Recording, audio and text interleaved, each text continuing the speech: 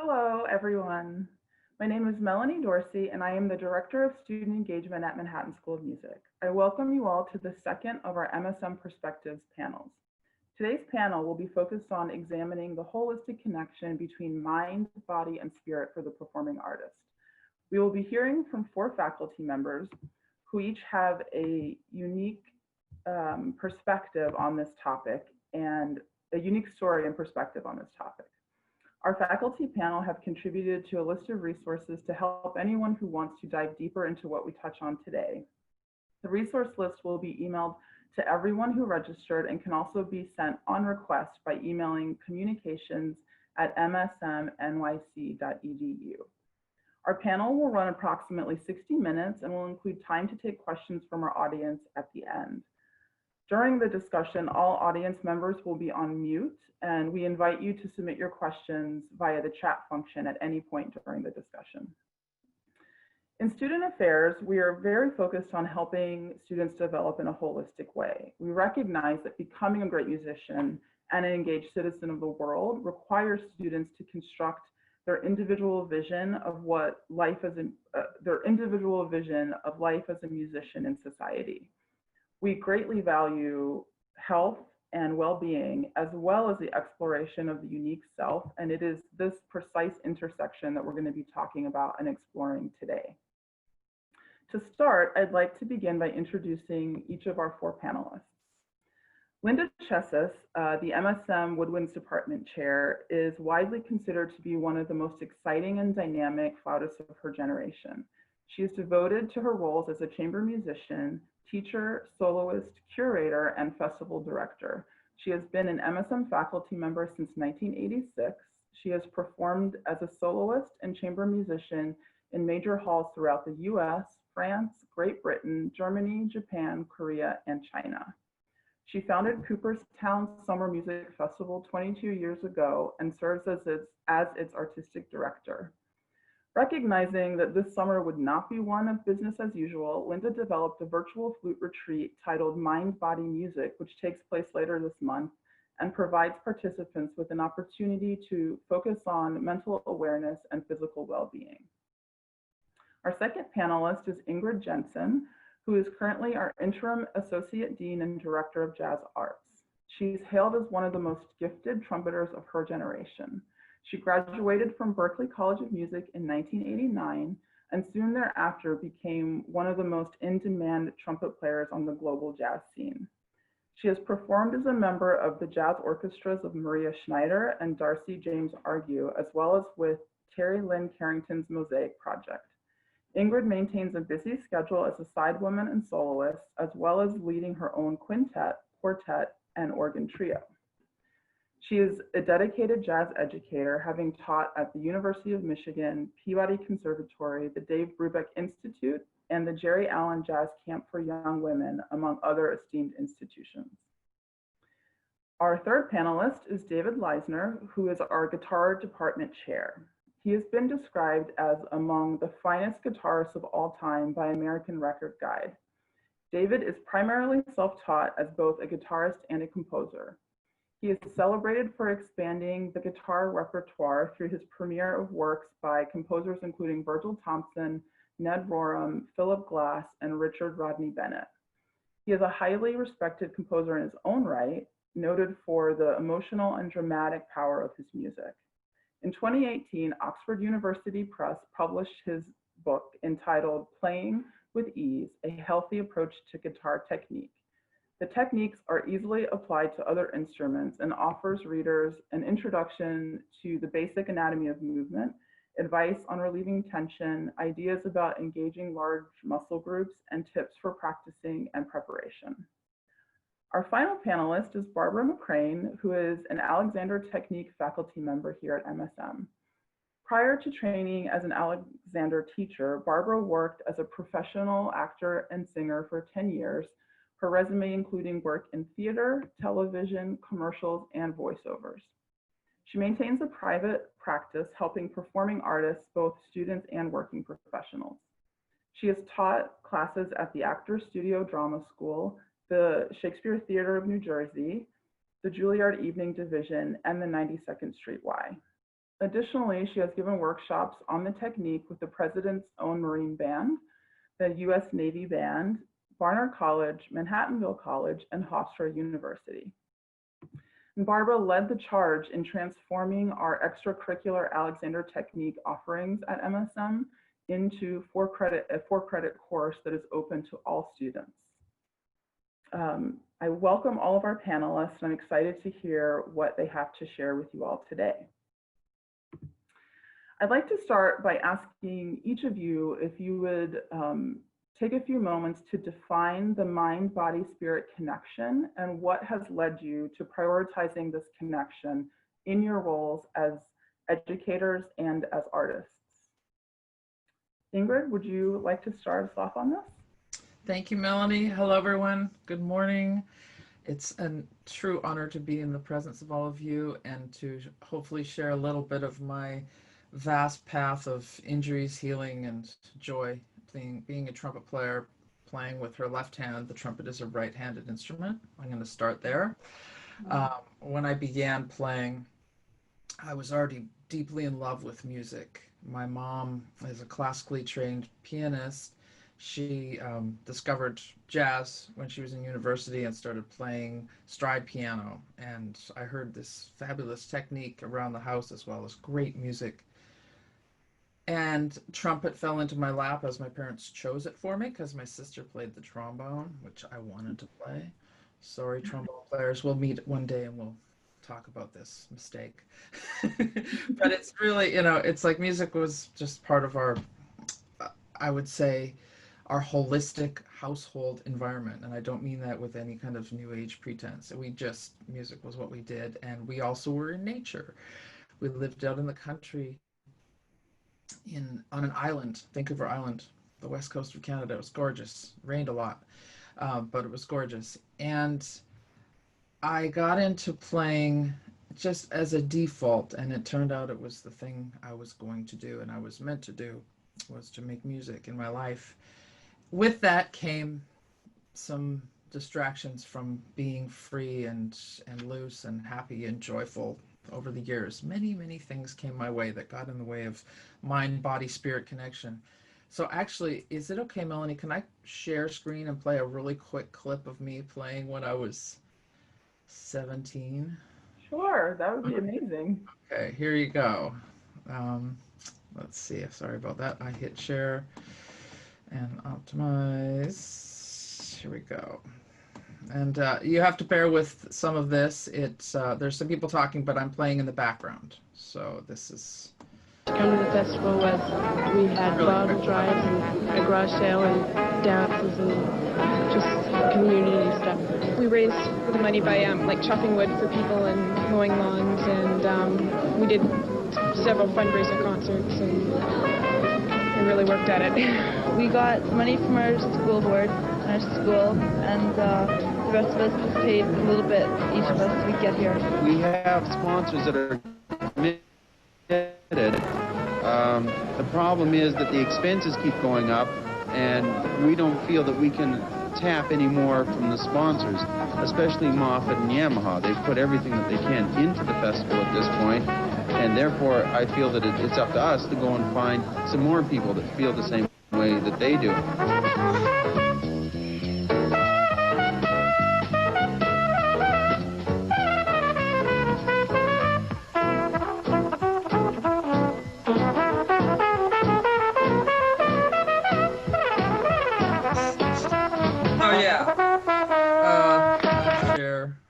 I still get nervous when I look at that.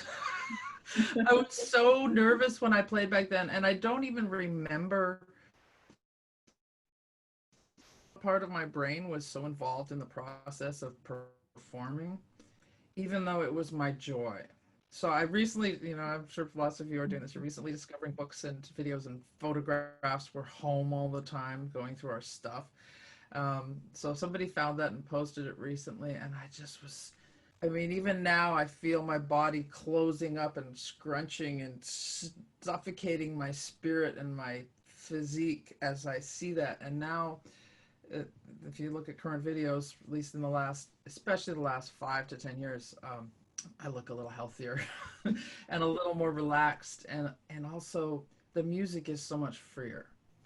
So that's my big message is through, I love sharing with my students. If any of them woke up early enough to be here, they know, they've heard this over and over, but we're looking for that place to exist in that is, yes, our privilege, but it's also our right. Our bodies, we as humans, music is, it's embedded in our souls, it's in our systems, it's in the way we're meant to do things, not even whether or not you go on to be a musician or not. So I like to think on a higher level of teaching when it comes to this information, because health, body health, mind health, it's all letting our spirit feed off of this beauty that we have to contribute to society. And I'll just leave it at that, you know, I even have a gig tonight. I play on my front lawn for my neighbors. They all come out now because they're just so hungry for this service. It's a service of sound, energy, and momentary expression. And that's where I feel, you know, super, super lucky to have gone through this journey. I have lots of things to share, but so do other people. So I'm going to leave it there. And then maybe the next question I can add more, you know, specifics. Great. Thank you, Ingrid. Yeah, and I think that something that a musician and an artist is able to do is like tap into and connect with other people's spirits. And so in giving performance, you're not only serving yourself, you're serving others in helping them to make those connections as well. And hopefully that can be something that we touch on as well. Barbara, would you like to share with us next, please? Sure. So I teach the Alexander technique at MSM, but my origin is as an actor and a singer. And I similarly grew up in a theatrical artistic household. And how I define the mind-body connection, it's difficult to define because I take it for granted. I've been teaching this work a really long time. So it's not so much a discovery as an acknowledgement to me of the truth, which is that anything that's going on mentally, physically, spiritually affects everything else. What I find as a teacher is that sometimes it's a discovery to realize that you can have any impact on that. So it's one thing to realize, say something so dramatic as, oh, I was on my way to class today and I witnessed a car accident. I'll use an extreme example. You know, you're probably going to play a little less well than if you hadn't witnessed that. So in a less dramatic way, everything that happens to us every day, everything we experience in terms of performance anxiety, physical pain, impacts the performance. And from the Alexander perspective, that is something that can be changed. That's a skill that we can develop. To acknowledge that that's true and then say, even in this moment, there's something I can do about it. I did not have a big pain experience early in my acting, singing career, but what I discovered is that if I can be easy and free in myself, then the performance is unencumbered and joyful and enlivening. And I love that about working with students, is discovering not just something that's very tangible, that pain can go away, but something that gets almost into this mysterious place, like, oh, if I don't do this with my shoulders, I actually can express more. There's more of a connection between what I want to say and what actually comes out. And that's something that we can impact even in the moment. So even as I'm sitting here talking to all of you, I'm super excited. And I can take just a moment for myself and say, hey, how's that impacting you as you're sitting here right now, Barbara, in your daughter's bedroom on an overcast New York day? And I can take my attention and just say, okay, here I am. I'm going to let my breath move. I'm going to notice the contact I have with the chair. I'm going to be easy and tall and come even a little more into myself as I start to communicate a little more.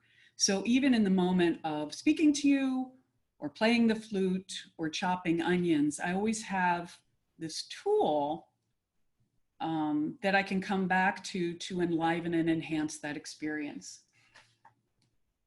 Mm-hmm. Thank you. And you mentioned not having a big pain story. And I think that's important to acknowledge as well, is that you don't have to have a big pain story to come into these modalities and to be thinking about your performance in this way or engaging in Alexander technique. You know, you can begin engaging with it at any point, like right now, without pain, if you don't have pain, and use that to further enhance your performance and your engagement with your instrument. Yeah, Ingrid talked about birthright in terms of sharing music. And in Alexander, we talk about birthright in terms of using your body the way that it's designed. And I know I'm talking a lot, Alexander, that's just the thing I know the best. So it's our birthright to do whatever we do with ease and comfort. And there are skills to learn in order to do it better. Mm-hmm. Great, thank you. Mm-hmm. David, would you like to share your perspective on the mind-body-spirit connection? Absolutely. Thanks so much, Melanie. I love hearing you guys talk about your thoughts and history. I find it all so rich, rich in the thought, not just the history, but it's wonderful. It's a great confluence of minds and sensitivities here at this panel. In my own experience, I am very unusual in the classical world in that I am mostly self-taught. The classical guitar teaching, especially in this country, is relatively recent. And at the time that I was coming of age as a musician, there were very, very few fine guitarists to go to. So I, also being a kind of an independent spirit, taught myself much of what I know as both a performer and a composer. And of course that comes with many pros and cons. As I discovered over time, I realized that my body was very reactive to things, very reactive to just relating to people, but also very reactive to playing an instrument. And I found myself easily falling into various minor injuries, really minor. I mean, things with the fingertips, or problem in the wrist, or shoulder and neck issues. And what I did was I found ways of curing these little problems from very early on, and developed an extra sensitivity to these kinds of issues. So, like Barbara, I have always kind of felt a natural connection between mind, body, and spirit. And for me, the path has a lot to do with articulating what that is, both to myself and to other people, especially students. And over the years of having all these experiences, of having these little aches and pains and problems, I would sort of build a repertoire of fixing and understanding and so on, of things that were going on, especially in my body, but also my mind and spirit. It came to the point, let's see, in 1984, when I started to have a more serious problem. And that turned out to be focal dystonia, which, for those of you who don't know what it is, it's a painless condition, the only painless injury or condition that I know of, where fingers tend to curl into the palm without control. It can happen in either hand, it can happen in various fingers, it's a long story, and it's kind of well documented. If you're curious, you can easily find interviews with me about the subject, but it went on for 12 years. I had 12 years of suffering with focal dystonia, which became known soon after I had it as something that would end careers, basically stop careers dead in their tracks. I continued to have hope during that long period. And in the first 5 years of that period, I went to every kind of practitioner I could find, generally starting with more Eastern modalities in the beginning, once in a while going to more Western practitioners. Nobody helped me. One of them made me worse. Over time, I just decided to stop seeking the answer from other people and start looking inward. Eventually, I got an idea, sort of a seed of an idea from a colleague at the New England Conservatory where I was teaching at the time, that had something to do with using large muscles. And I took that idea and ran with it. Basically, I came home and experimented with just using large motions to pluck a string and just see what that felt like. And this was, let's see, in 1992, after 8 years of suffering with the dystonia. And in that moment of just doing those exaggerated motions, I realized that I was able to use the ring finger a little bit that I hadn't been able to use in 8 years. It was an incredible moment, very emotional moment. And from that moment on, it basically was a slow but uphill, or not uphill, but upward progress to cure, which I finally cured myself in 1996.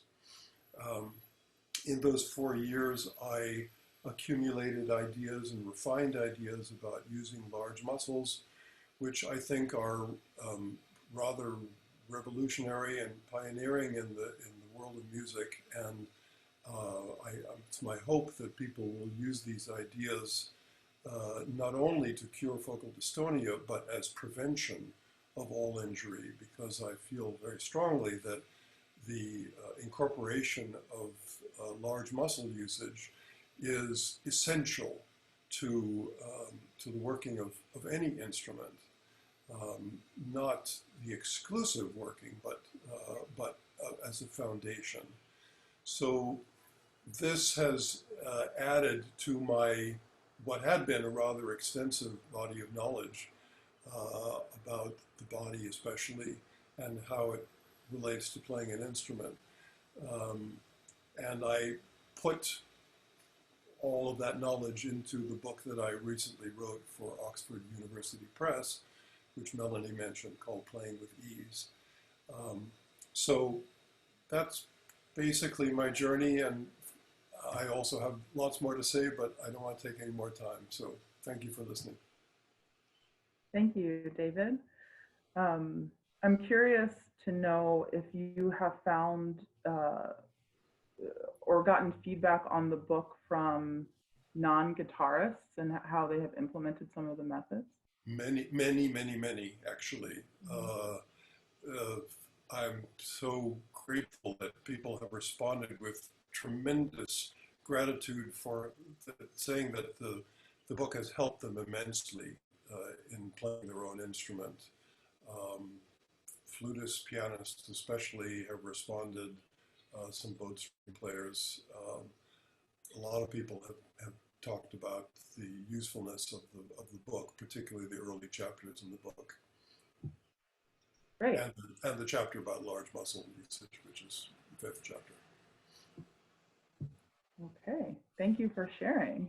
Thank you. And Linda, would you now like to share your perspective on the mind-body-spirit connection and how you might prioritize that in your teaching?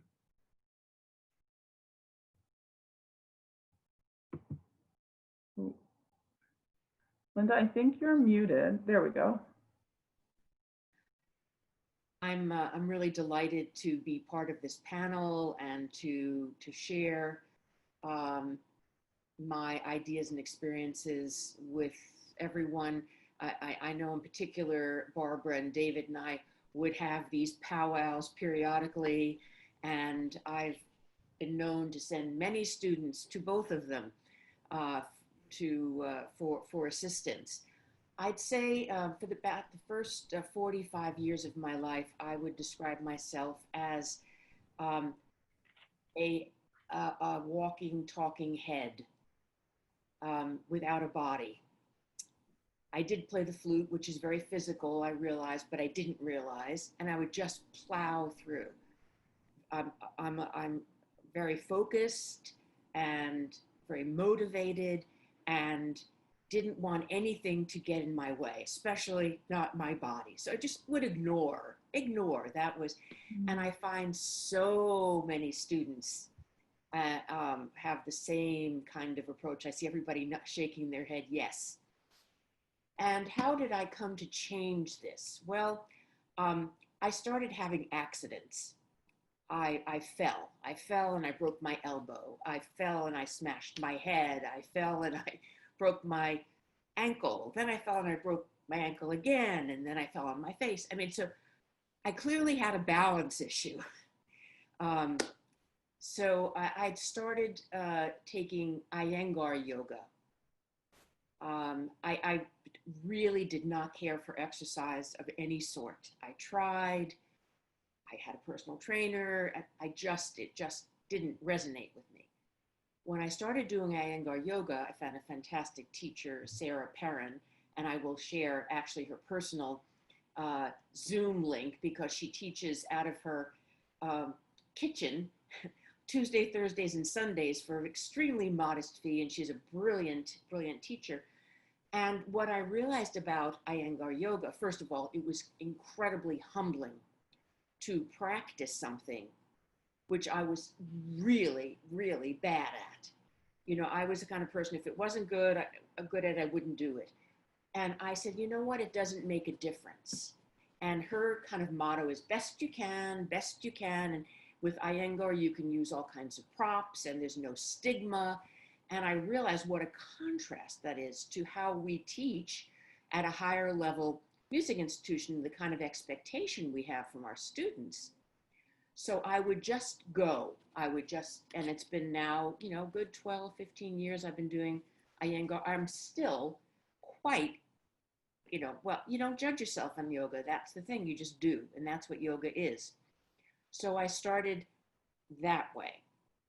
And then I realized how I was sort of taking the teacher's voice and using that in my practice with my own students and realizing that I had such an imbalance between the mind, the body, and the spirit.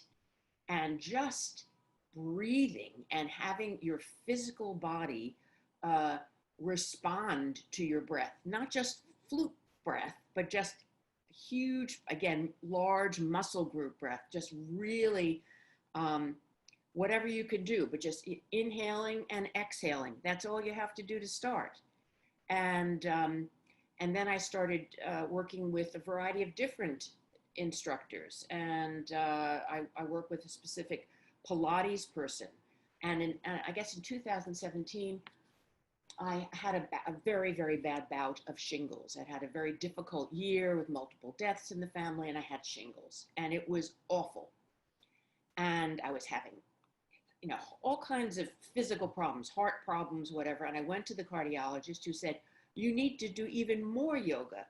So I went to a retreat, a restorative yoga retreat in Malaga, Spain. Just like that. It was not expensive. I got a very inexpensive airfare. I just didn't know a single person. I just went. And it was really, truly life-changing in every aspect of my body and my mind. And from that point on, it's, you know, things have been different for me. So I didn't have any particular episode, but it was this kind of a progression and just sticking with it throughout my discomfort doing yoga or my feeling of inadequacy, and just letting it be. And you know, it's fun, and that's been also really my salvation during this this time during quarantine. I basically, as my husband says, I go into my daughter's room. We call it MSM South. I teach all day. I do my yoga. I do my Pilates, and come out at the end of the day. You know? So there is a silver lining here. So that's my story. Thank you, Linda. Yes, I was one of the people nodding when you were talking about students ignoring pain and pushing through and thinking that was the answer, and that somehow they would come out on the other end, okay, having not addressed it. So thank you for sharing. David, I think you have you wanted to comment again? Yes, thanks, Melanie. Just Linda reminded me that I really should have spoken also about the training that I had after my recovery, which was a lot of Alexander technique training. I've worked at it for about 10 years on and off, and some Iyengar Yoga private lessons, a tiny bit of Feldenkrais method, and also doing some self-hypnosis work through a website called hypnosisdownloads.com, which is an interesting website for all kinds of things, speaking of mind, body, spirit connection. Anyway, I just wanted to mention that that's a very important part of my background as well. Thank you. Barbara, were you motioning? Yeah. It's so great to hear everybody's stories. And it reminds me, like when Linda was saying about being just from the neck up for 45 years of her life. And it seems to me, my classes at MSM are composed of classical, jazz, all instruments, voices, contemporary, everybody. And over the years, what I've seen is that with certain instruments, there is a priority placed on certain parts of the body. And that it's really fun to be in the presence of many instruments and even many genres, because the answer to all of those things is to include the whole. So I do think it's fascinating that it's so simple to include the whole, and that you can come from so many different places and say, oh, well, yeah, you're a flute player. You're kind of focused on here, here, and your breath. But, you know, you have legs too. Or maybe that's not as big a deal to a stand-up bass player. They might be more aware of the whole body. But how about your posture? How about how you lean over the instrument? I also find that, Linda, I resonate with what you said about sort of pushing through pain and pushing and wanting to be good at something and clocking the hours in the practice room. And I think sometimes I'll speak for myself, and what I see in students is that some of this mind-body stuff feels just too gentle and too like, oh, fluffy, you know? And I was resistant myself when I was first exposed to some of these ways of thinking, because I was a pretty, you know, good student, serious. And the difference between encouraging oneself and being exacting, like as though it's a false dichotomy, a false choice, that you can be exacting, but you can still be encouraging and aware of the whole and supportive of the whole. And I find even in younger MSM students, it's hard to get to where you are, you know, invited to work at a conservatory like MSM without a lot of hard work. And the large majority of students I see need the other thing. Maybe that's why they're in the class, and they'll grow even more. But it is a little bit of resistance sometimes that could actually improve the playing, improve the experience of playing. Balance is everything. Can I share one more thing with this to complete with music again? Sure. Just a real quick play here. This is something I did yesterday. Very quick. I'll just fade it out.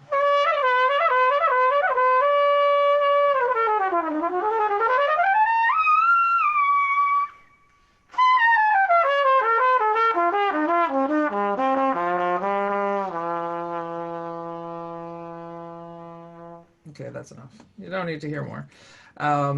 So that's me yesterday.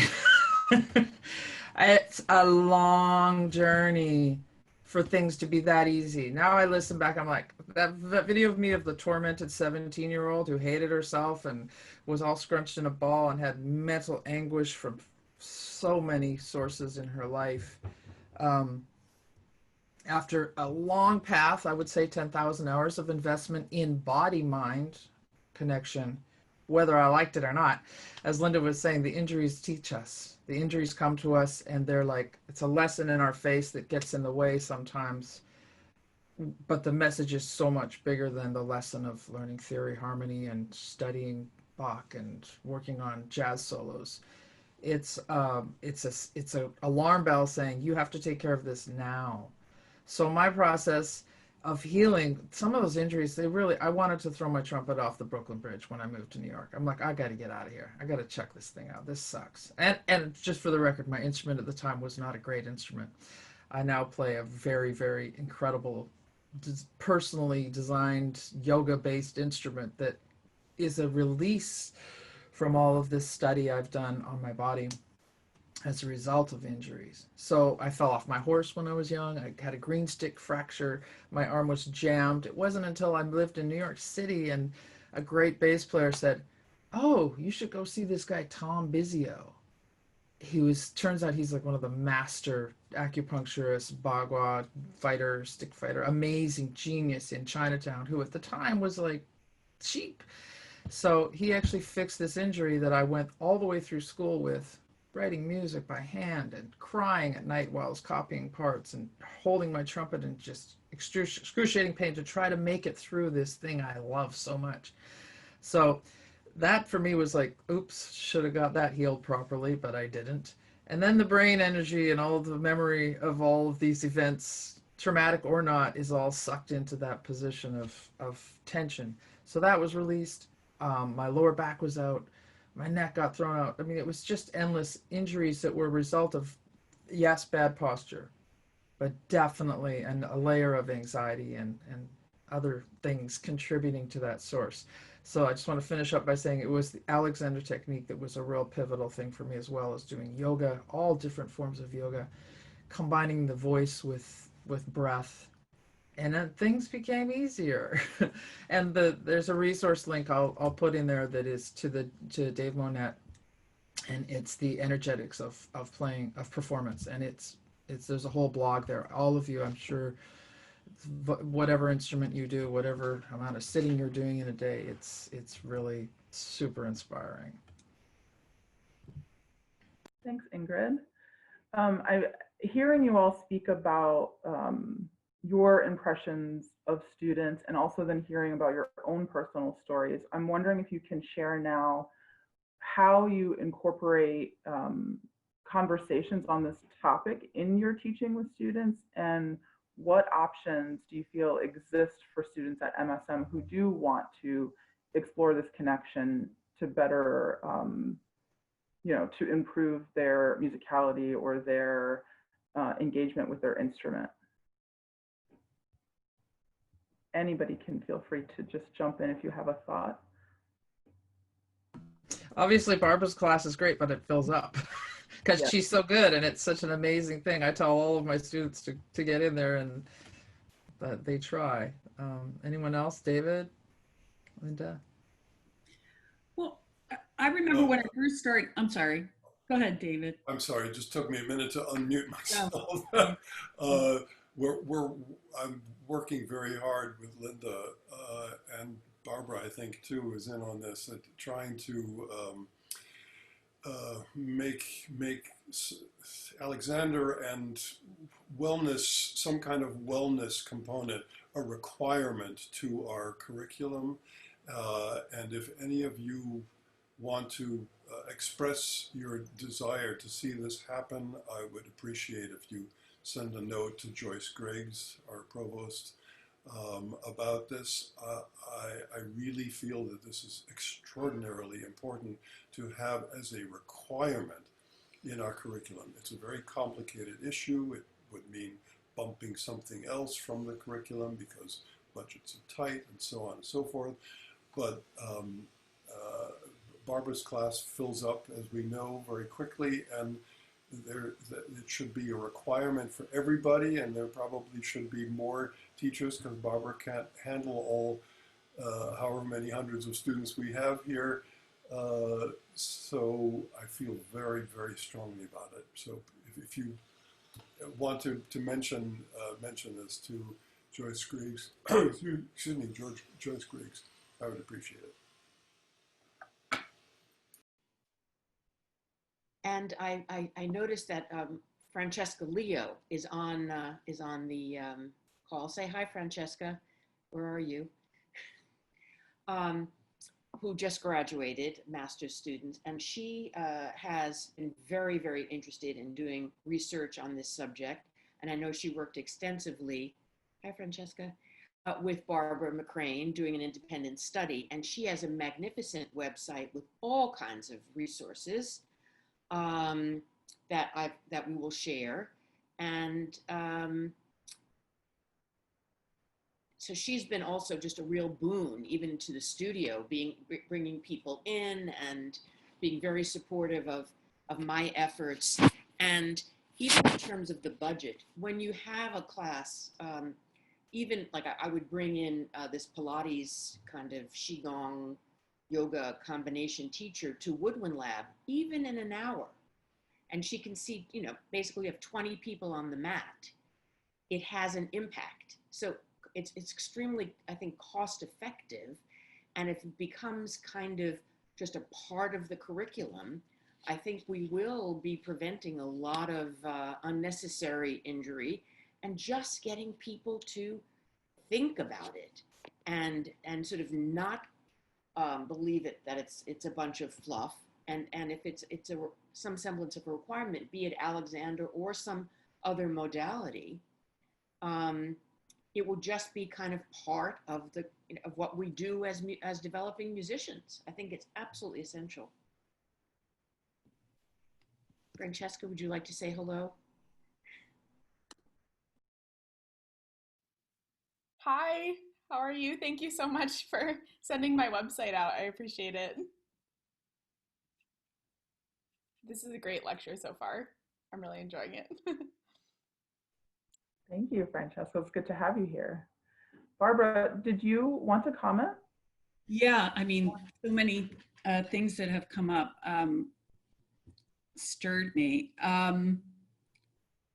When I first started teaching at the school, I remember being asked, what if the things that you want to teach come up against what the private teacher wants to teach the student?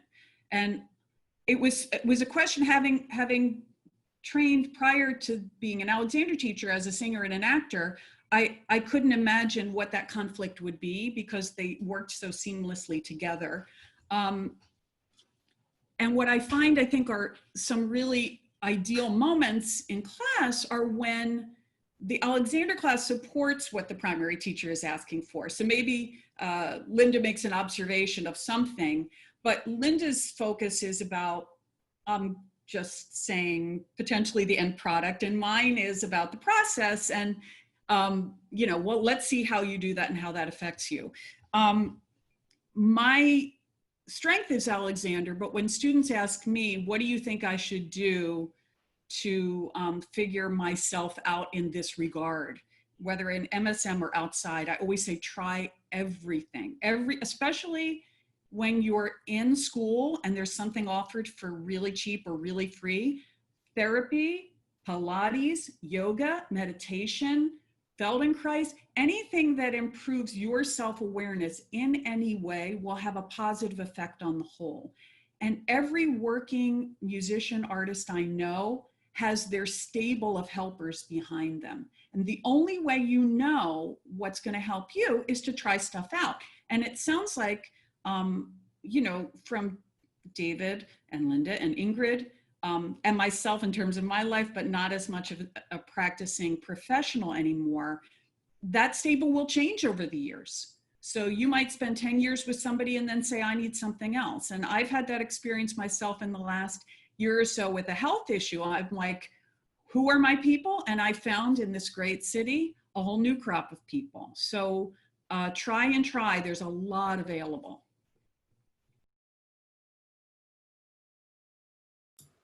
Great. Oh, David, yes.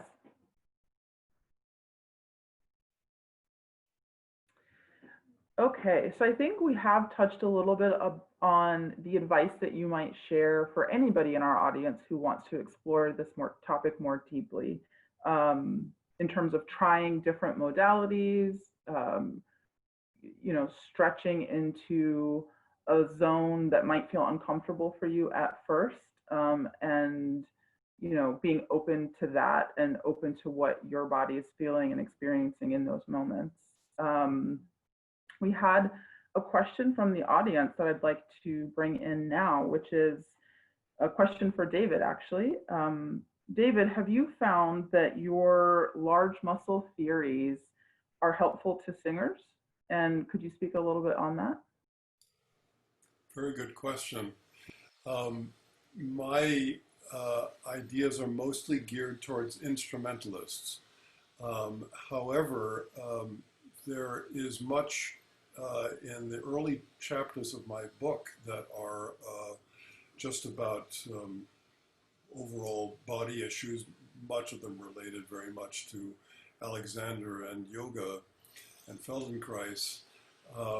In terms of large muscles, I think there are things to think about there, but not being a singer, I don't know enough to say what those connections are. I think one could, as a singer, take my ideas and learn to apply them to the mechanics of singing, but I don't know enough about those mechanics.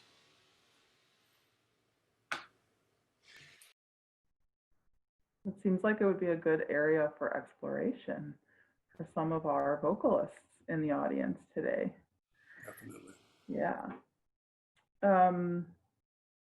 Okay, I want to remind everybody in the audience that you can submit a question now through the Zoom chat. I'm keeping my eye on that. So if you have anything you'd like to ask any of our panelists, feel free to jump in there. Here is a question. Can the panelists discuss the influence that their nutrition has had on their performance and well-being in relation to the mind, body, and spirit? That question is from Will Hopkins. There's so many good vegetarian and vegan restaurants in New York, and I miss them all. But I'm going to answer that first. I have a resource list, and on that resource list, there's a bunch of phases I went through. When I first lived in Manhattan, I was lucky. I was in a loft with a roommate who had a whole library of self-help books, as well as there was a great health food store on the corner, and I started hanging out with this guru who was running it. And I realized that there were a lot of issues that contribute to were contributing to my focus and my general health, especially when I got sick and had no health insurance. And it was really scary. I'm from Canada. I was thought I had walking pneumonia.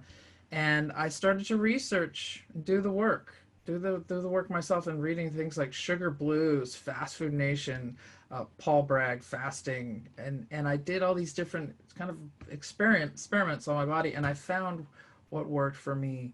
Not so much relying on, I didn't have money to go to get somebody to be a nutritionist for me, so I figured out what I was allergic to, and I did a lot of really deep listening. What was that show? Gary Null. That's another one that's on there. Be Nice to Yourself. He has a book called Be Nice to Yourself, and it's basically about eating well and taking good care of yourself and how much easier it is to function. So that's on the list that everyone here will get. This is a subject that's very close to my heart, actually. I'd like to piggyback off of what Barbara was saying earlier. You need to try everything. It's really important. I, for example, am a meat eater. I need to eat meat. In fact, I actually need to eat beef every 2 days. Because what happens if I don't is I become very logy, and I have hypoglycemic issues, which I want to discuss in a second. But I had tried being a vegetarian early in my life because I really wanted to eat as a vegetarian, and it just didn't work for me. I did not feel good on that diet. The same would be true for many people who would feel awful if they ate meat. So you have to find out what's right for you. This issue of hypoglycemia is a very, very common issue that is often not detected by a physician or blood tests. I have a very severe case of it. Maybe it's not called hypoglycemia. I don't know what it is, but I know that if I don't eat a proper amount of protein, and I'm talking about meat or fish protein for me in my case, by certain times of day, and don't eat enough of it, my concentration goes, my mood becomes depressed and weary, and the muscles in my body feel different. I feel very deprived, and in fact my body is being deprived on some level. I think it's really important to know if you are this way. Sometimes you're the last person to know, so sometimes you have to have somebody else tell you, you know, you're kind of crabby today, or you know, well, my husband always knows when I'm low blood sugar, because he tells me you're getting crabby, it's time to eat. But that's very helpful when you have somebody in your life that can tell you that. But even if you don't, you need to pay attention to those issues and question whether maybe it has something to do with your eating habits. And in terms of focus and overall good functioning for a musician especially, the vitamin B, the B vitamins, especially B12, are very important. So you might investigate sources of B12. There are, of course, a lot of meat sources that are good for that, but there are also non-meat sources that are good for that. Very important to get enough B vitamins. Thank you. Linda or Barbara, did you want to comment on that before I ask another question? Linda, you want to go ahead? Go ahead, Barbara. Okay, very briefly, it sounds like we may all have in common this, try it out. Sometimes I feel like a tinkerer, but I tinker deeply. So I tinkered with I did the Whole30 diet a few years ago, and that's an elimination diet that then you slowly add things back in. The issues I have related to nutrition are not something that are diagnosable. And I think a lot of the issues that we are faced with are a medical doctor might say, hey, you're okay, but you know you're not okay because you'd like to feel optimally.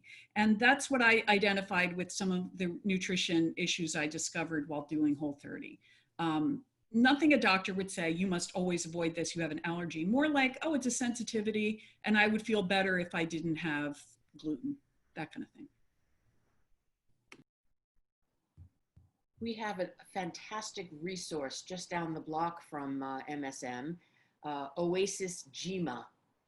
An Ethiopian fellow named Abdi has this juice bar, and his family, he comes from a family of doctors. He's actually currently, I was there yesterday, he's back in Ethiopia for a while. But, and his father was kind of a village doctor, and you could go to him and you say, Abdi, I have terrible sore throat, and he makes the hot squeezed honey, lemon, raw ginger, hot lemon, hot orange, and it is so potent, so I send my flutist there the first set, and also you have an upset stomach or you're anxious. And I've done many juice cleanses, and as my students, sometimes I've done them for 3 weeks at a time. And it's week 3, which is my best week. You'd think, people say, are you not starving? And I say, no, I have more energy and more focus, and I'm able to do more things physically than ever before. So I don't know what that says, other than my body is and working more efficiently. So do I subscribe to it all the time? No, but I try. I do my best. I would also like to just, since Barbara mentioned gluten, that's something that's important too. Gluten in many people, not everybody, is related directly to inflammation in the body. And so I am now gluten-free and have been for many years, and it suits me perfectly. Again, other people are unaffected by it. But if you happen to be somebody who is sensitive to gluten issues, you might try eliminating gluten from your diet for a month or two and see if it helps, because as a musician, inflammation is the last thing you want in your body. I think that what we're learning through all this conversation is that there is no one right answer, and that we're all individuals, and exploring all of these different ways of treating your body in terms of food and in terms of exercise. You want to try different things out and see how they feel to you and what feels best and what's going to help you feel that you're feeling the most optimal, I think, in terms of energy and engagement with what you're doing on a day-to-day. We're almost done. We're almost out of time. I have one more question that I think would be great for everyone to answer. What are some of the daily practices or rituals that you use in your everyday to help you refill your spiritual well or your technical well? So maybe if every panelist could offer one thing that you might be doing every day that helps you to refill. Espresso. I have a 9-year-old daughter, so there's not always a lot of flow in the routine of what I get to do in my life. I have to be flexible with where things are going, especially now. This has been an incredible time. The one thing that I do is I try to meet myself where I'm at in my body, feel my feet on the floor, feel my butt on the chair, fill up with a long breath, make sure my shoulders are back and down, and look for the resistance when I go for the length to the top of the sky, to the bottom of the earth, so that I'm filling the space that I'm in. If I'm not, I have to find out where that resistance is at and start to work with it. It may mean getting some business out of the way. It may mean sitting on with my trumpet and just playing one note with a drone, with a Shruti box drone. I don't know where that's going to put me, but I do know that centered feeling is necessary more than ever to think clearly and to act from an honorable place. Centering. I have so many answers to that question. I'll just briefly mention two. One is stretching exercises, which I do immediately after I get up in the morning and immediately before I go to bed at night. Most of these are with the help of my current Alexander teacher. Some of them are some yoga things that I've done, even some things that I figured out myself. But they're very important. But I also want to mention something that may not be quite as obvious, which is we spend so much of our day in front of music, in the music stand, and even more of our day in front of a computer screen, or if you read music on an iPad. You are looking at everything close up. And it's very, very important to take time during your day, especially in the middle of the time that you're sitting close up with something, to look away and just look out into the distance. And just, I have some nice windows in my apartment. I just look out into the distance, or walk to the park and look out over Hudson River. Whatever, looking out into the distance is a very important balance to what we all do every day. During this time, I've been trying to get on the mat in one form or another to do some kind of either breath work or body work. And it doesn't even have to be for a long time if I don't have a long time, but I do have time. So I don't know what I'm going to, what I'm going to do when I don't have time anymore. This has been like incredible to be able to have an hour and a half to do this kind of work every day. I went to the dentist. He said, I don't know about you, this pandemic has been fantastic for your mouth. You're clenching much less, your jaw's more relaxed, your gums are great. It shows that when we push and when we're rushing and when we're not kind of breathing, it takes its toll. I practice Alexander, every day. But I'll just, my latest foray into something new is Affirmations. And I have an audio that I listen to for 10 minutes every day. I've never done this before, but I had a health thing this year, and it helped me in a very dramatic way to just have 10 minutes a day of sort of positive reminders. It seemed corny to me, but it's really worked. And since the pandemic, I chose another one that's just about ease and wellness, and I listen to it, and it puts me in a good space. There's Thank one. you. There's Oh, one, sure. oh, sorry. One thing I wanted to add, there is a website, irest.org, Richard Miller. He's a practitioner primarily of yoga nidra, and he has all kinds of free MP3s. You can just tune in, and I even do them in my lessons sometime. If somebody's coming, I said, why don't we just put this on? And it's this kind of, it is an affirmation. It's just basically breath and not thinking. And that's one of the, it's more challenging than you think. But it's definitely something that everybody can try, and it does not take long, and you can do it anywhere. Thank you. Okay, everyone, we've come to the end of our hour together. I hope that many of you found what our panelists shared today very useful and also want to delve deeper into this subject matter. We will be sending out the resource list that was cultivated by submissions from our panelists and other resources that the Student Engagement Office has as well. And so everybody will be receiving that by email after the panel. And if you do want to further the conversation with any of our panelists, I'm sure that they'd be happy to have a chat with you, and their contact information, I believe, is available on the MSM website.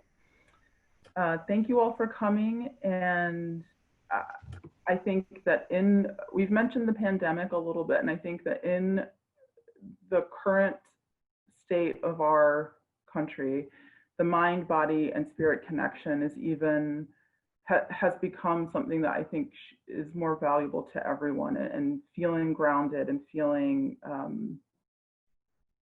well is of such importance. Thank you all for coming, and I hope to see you soon at MSM.